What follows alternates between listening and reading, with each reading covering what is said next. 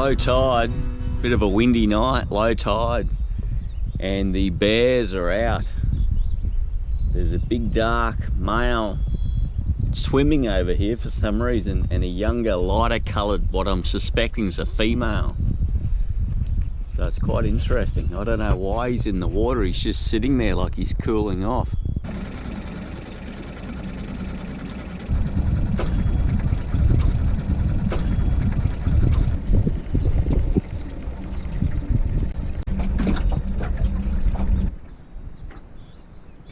Here's the big guy, photo time.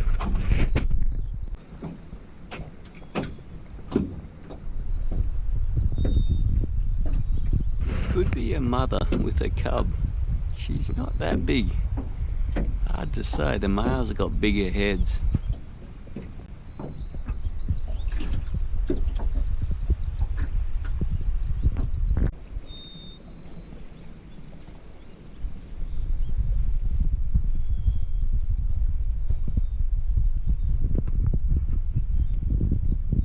Shit, that was a bit close for comfort. Wow, that's a big bear. It's about the closest I've ever been to a bear that big, far out. I'll get back up light a bit. They don't seem too bothered by me though. Incredible.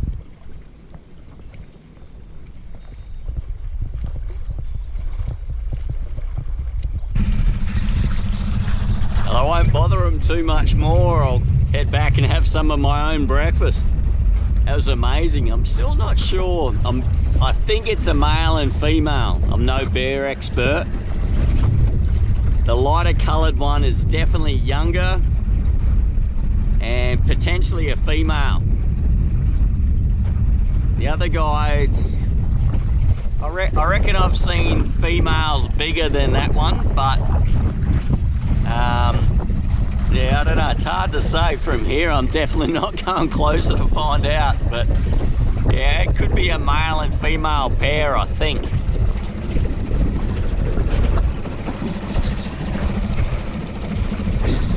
Pretty amazing, you know, to be able to wake up and look out the stern and see them before you've had breakfast, you know. It's just magic, and magic weather again.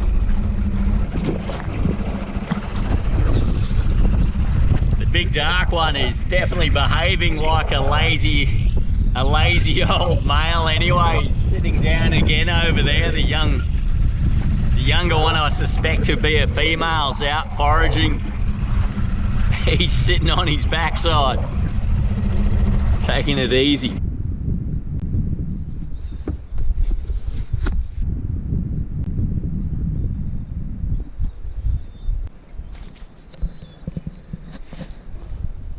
The tide coming in, still pretty low, but it's definitely on its way in, hence the bears departing.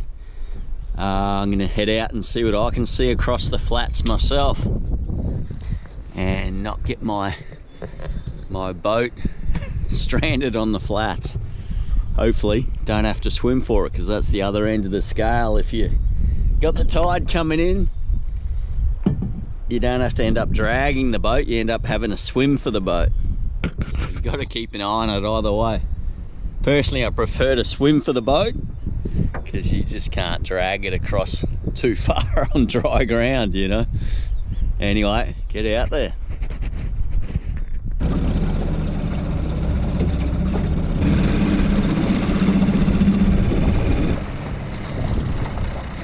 Got another big bear over here. Not too many black bears in this part of Alaska apparently. It's mainly brown bears. In fact, I don't even know if there's black bears at all on the Alaskan Peninsula. Definitely famous for its brown bears or grizzly bears. Just trying to find the mouth of this river. It's quite a sparse kind of floodplain. Tidal floodplain more than anything, but yeah, it's quite a delta. No sign of fish across the flats, but I did see some salmon fingerlings in the shallows earlier on when I was taking photos of those bears. Where their trout are, the sea run trout chasing those salmon fingerlings like they're meant to do, I've got no idea. Bigger rivers, I'm guessing. at the mouths of rivers like the Kenai. I've only seen sea run trout chasing fingerlings like that in one river in BC since I've been sailing up from Canada. That's it. So it's not, yeah, I don't know, it might have been common once, but it's definitely not common at the moment, unfortunately. Not in these smaller rivers anyway.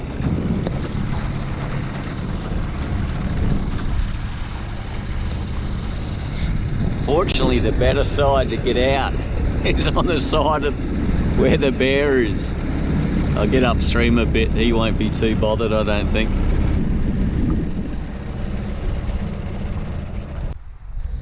G'day. Let's hope he's a happy welcoming committee. Wow.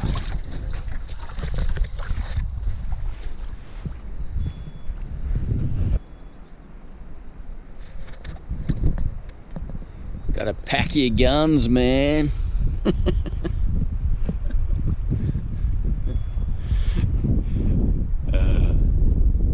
All good. If you want to bring your guns, bring your guns. See you, mate.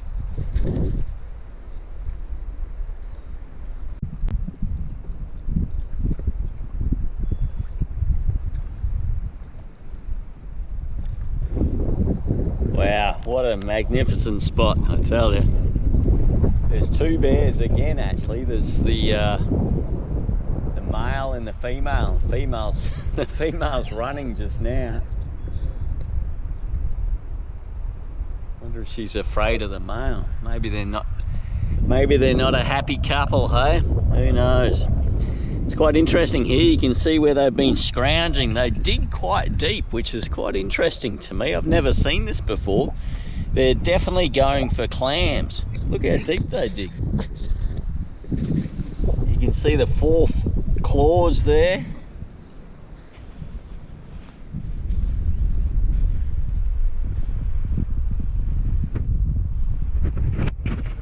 It's amazing. It's quite an earthwork. Here's their print.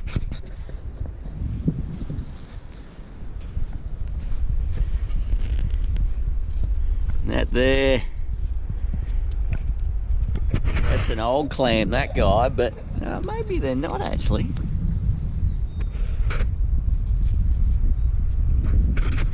Because when I've come across bear scat where they've been feeding on mussels a lot, their scat is basically full of shells. You know, they just eat the whole lot. They don't bother getting the meat out of the shell, they just eat the whole shell. This is interesting. You can see where he's laid down here and flattened the sand out. sat down for a rest. A few broken yeah, see, that one's fresh. So he's munched that one up and spat the shell out. Interesting. Here's another bigger one that's fresh. So you can see the meat. The meat's been munched out. It's interesting. Look at all the earthwork he's been doing.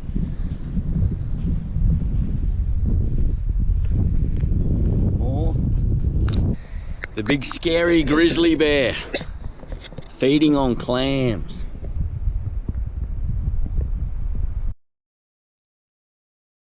Pretty amazing life cycle. It's incredible.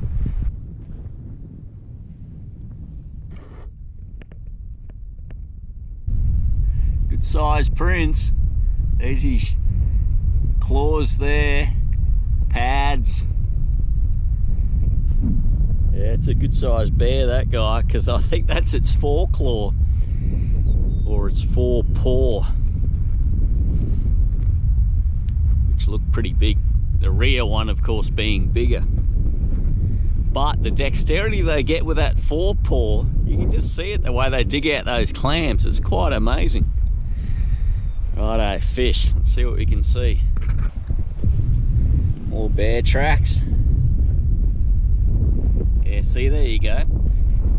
Forepaw, claws, rear paw. Much bigger. Much, much bigger. That's a good sized bear. They say if you can put your foot in the paw print sideways, it's a really big bear. Pretty close to sideways, so yeah, I'm glad he or she walked away.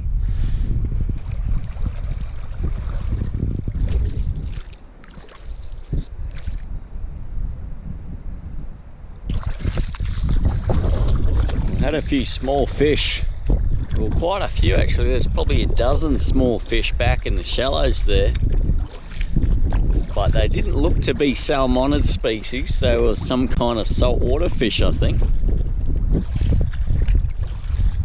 which is interesting.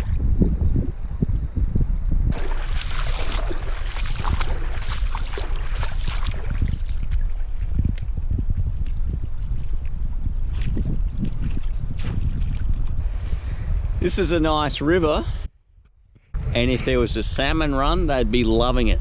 The salmon would definitely come up here, but for resident trout, it's a pretty short watershed, and there's not a hell of a lot of food in it for the fish, I wouldn't think. So I'm guessing resident trout here, there's no real deep holes, it's all braided. Maybe further up there's some deeper holes, but yeah, these lower stretches, there definitely wouldn't be too many trout living down here year round. I wouldn't think anyway. In fact, I know.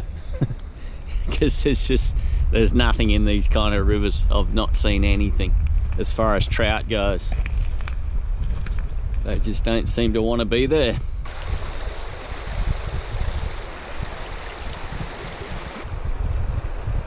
Here's the bears' grass. Their grass field anyway. Perfect for them.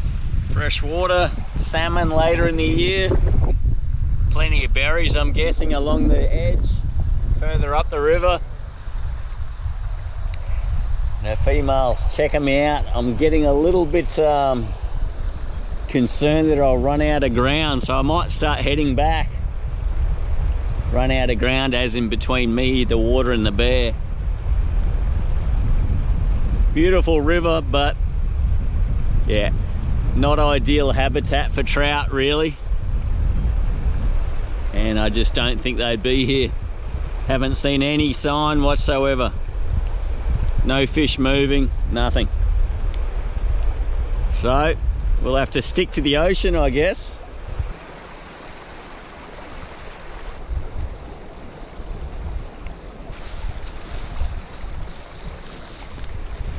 Like I was saying, virtually 100% grass. A little bit of mussel and clam and shell in there, but mainly grass at this time of year, just like this girl's doing here, feeding on grass.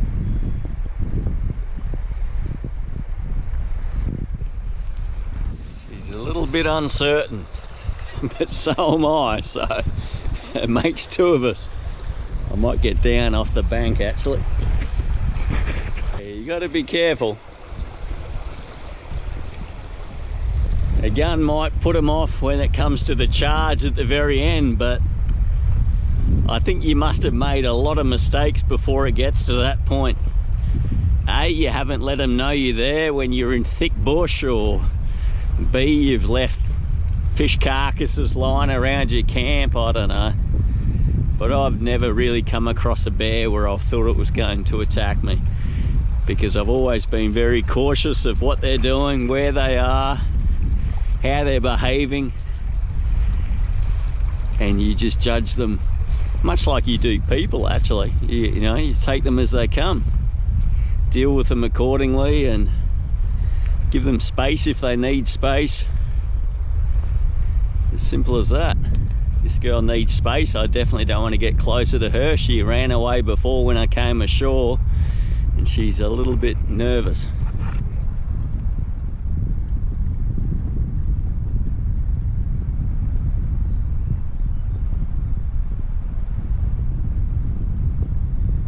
At the same time, happily eating grass. Don't want to go close though, because I can tell she's not too happy with me being around. Whereas the big male before, much like earlier this morning, the males, they don't seem to care. They just cruise by like their boss, you know. Nothing's gonna mess with them. Interesting.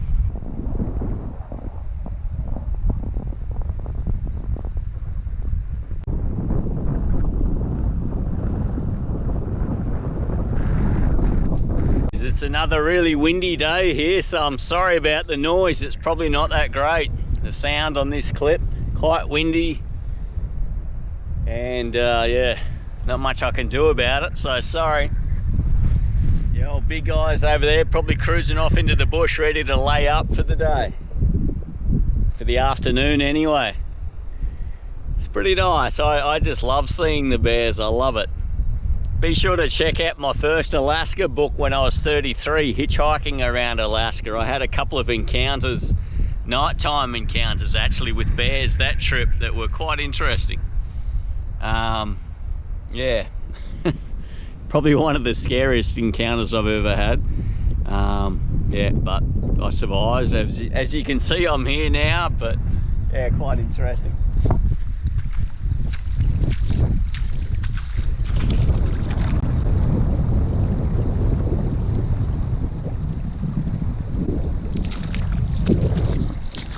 Bubbles coming up. Well, as you can see, 30 minutes. That's all it took. 30 minutes and I was close to getting wet feet.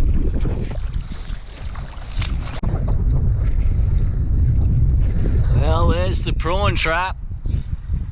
About as barren as it gets. Chuck it back in just because I can't be bothered having it in the boat, but yeah, it doesn't look too good on the prawn front. There's no prawns. There's quite often no crabs, but we'll see.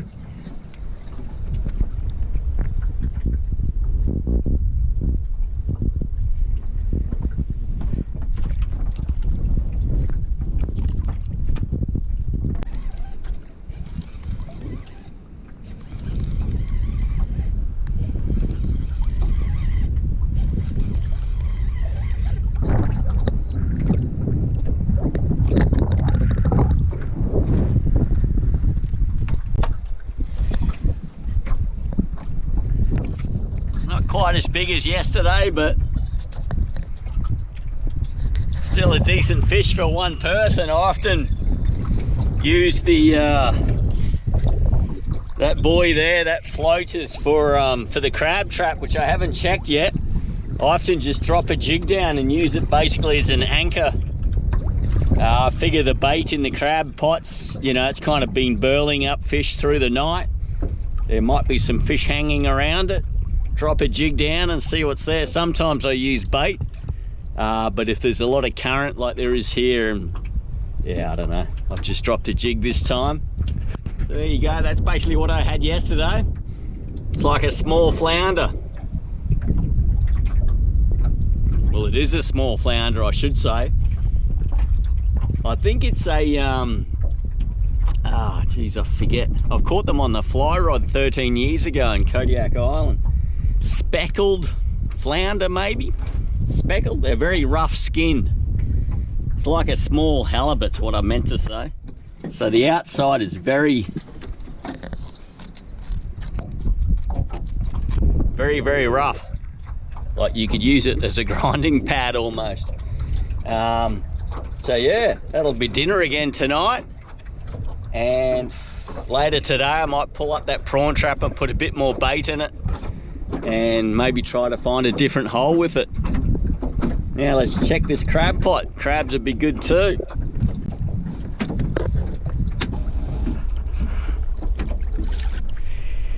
It's the guy I caught yesterday. And as suspected, nothing. Nothing's even eaten the bait. That's incredible. Very strange. Maybe it's too cold, too many glaciers, I don't know, but normally the sand fleas or lamprey or, geez, little fish, you pull it up and the bait's just gone. I'll get out of the boat and dump it over there for the night again, but yeah, definitely not much around here. Whew, hard work. Some of that first rope's lead core, it's heavy, which I found. Definitely didn't pay for it. Ugh.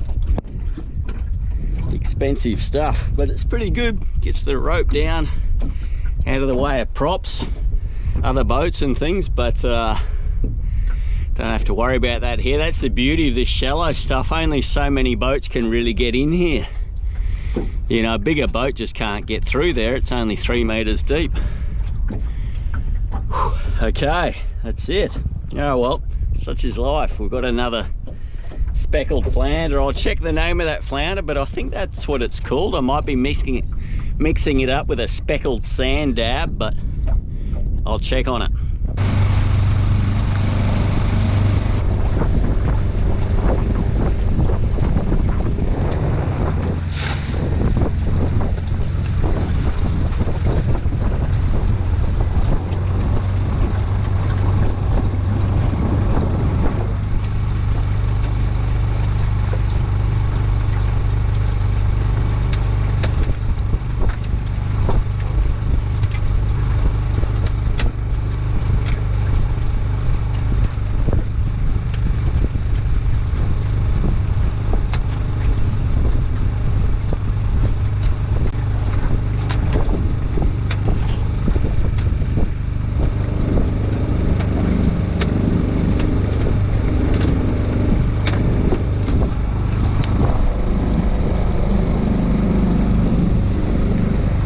Yeah, the simple fact that there's still bait in the crab trap like that suggests there's no prawns, because the prawns can get into the crab trap easy. They just go through the frame. That's why you try and separate them, keep them apart, and they'll just strip the bait. But as you can see there with that crab trap, nothing, like nothing is trying to eat that.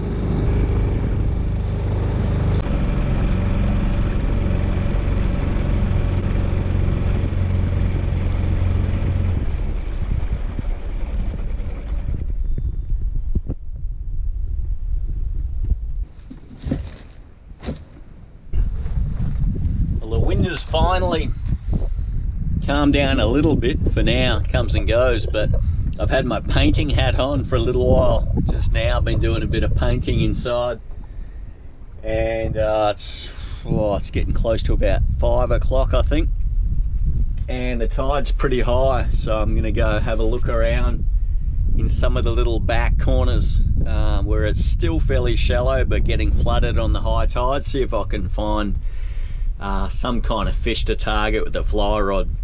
Just have a look around, basically flick a few lures maybe, and at least I've got a fish now, that little flounder. Taking some stuff ashore, some cabbage, peas, carrots, same stuff again, and gonna cook up a meal on the shore. Nice evening, so go have a look around.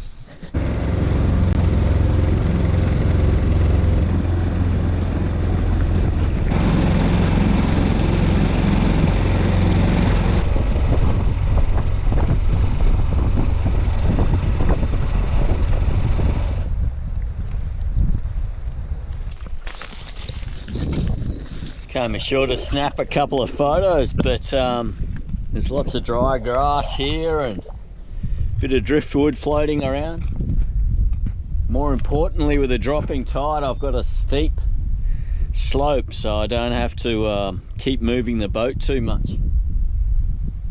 On a shallow thing, it's impossible. The tide just gets away from you and your boat's high and dry before you know it. So anyway, I'm going to cook up this this flounder.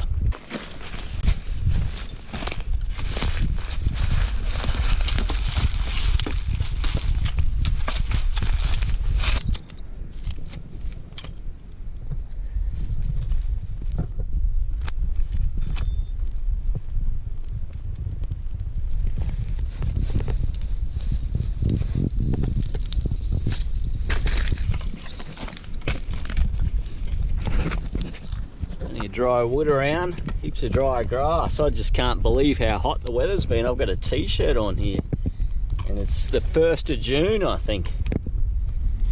So we could be in for a good summer, I'm hoping.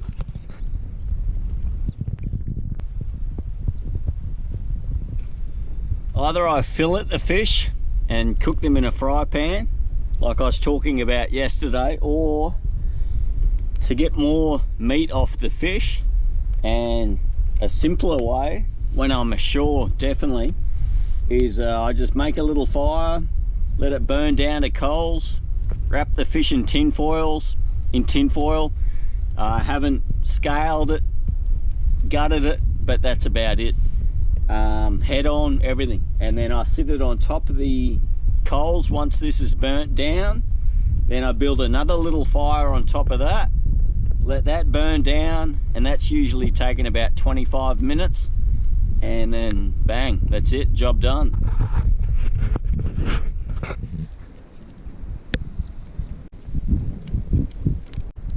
So there's the fish.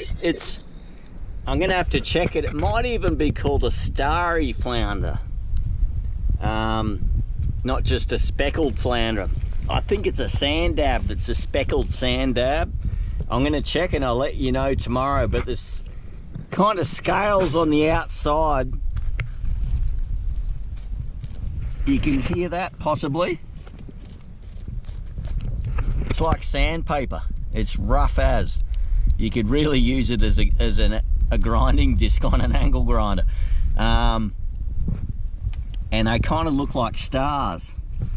So I'll check. Could be a starry flounder. I'll check my book on the boat. But basically this is just about burnt down enough, added to which I've got rocks under it, so they're gonna get nice and hot. I'll wrap this guy in tin foil, chuck some veggies in with it. I've gutted it, so you could put vegetables in the stomach cavity, but these guys have got a pretty small stomach cavity. I'm just gonna chuck them around the bottom side of the fish. So you could put some in the stomach cavity, onions and what have you. Wrap it in tin foil, little fire, simmer to this size, similar to that size on top. Let it burn down, and that's usually enough cooking time.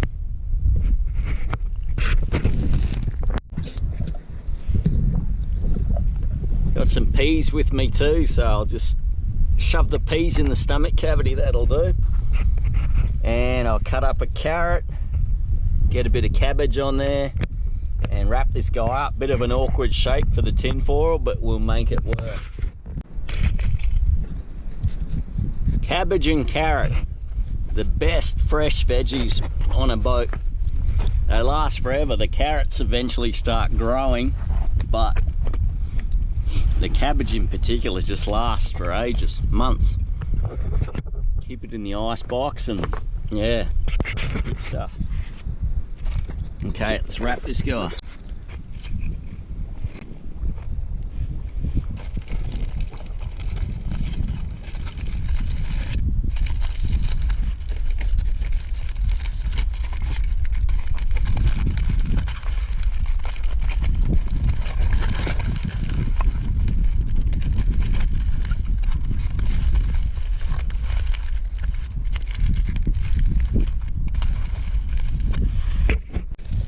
Okay, this tin foil of mine is all stuck together. Moisture's got in it or something, and it's a bit of a mess. So this guy's basically going to go straight on there. I'll get as much over it as I can and pick up all the scraps, of course, because there's nothing worse than coming ashore to a place where people have been cooking on a fire and there's cans and tin foil all over the place. So take all that with you, but I'll try and make this work and I'll show you the finished product, because my tin foil's blimmin' had it. Lucky I've got another roll on the boat and I'll look after that a bit better.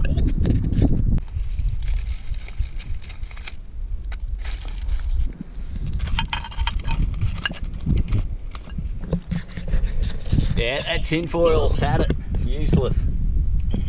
So we'll go the old Polynesian way, hungy style. Pick up all these useless tinfoil scraps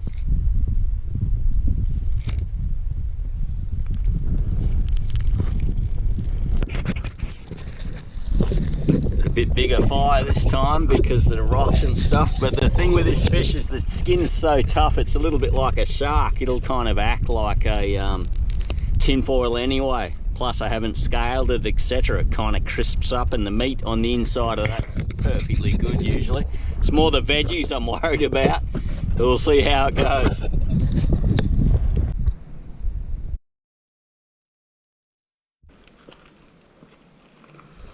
Take the opportunity to try and sort out my trap lines. They're a bit tangled at the moment. If you want to get really deep, I sometimes add extra lengths to it.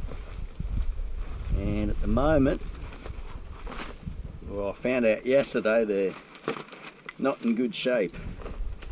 Getting a little bit cool too. The sun's just dropped behind the mountain there, and it's cooled down quite a little bit like that. But before, geez, it was beautiful. T-shirt, no problem. Even with the wind, it wasn't too cold. A couple of bears just over there too. They're fairly brave. They must be able to smell the smoke. Definitely hear me. Just kicking around the low tide. Looking for mussels and clams and what have you. Hope they don't come over here looking for food, because I don't have enough for meal for one, unfortunately.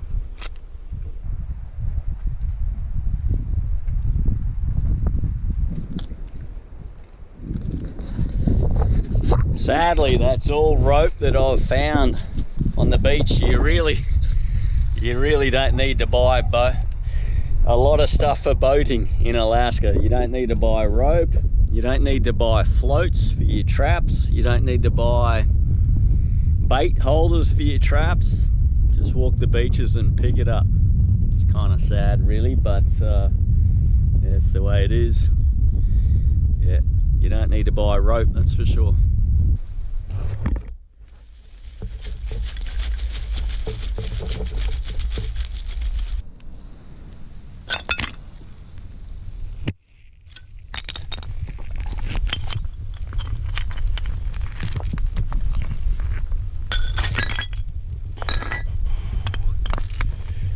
Good.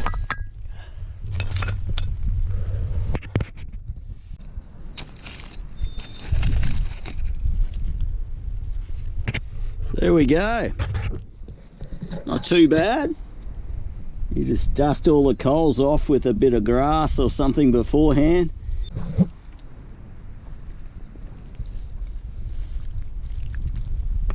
So there you go. All done. I'm going to dig into this. I'll see you tomorrow.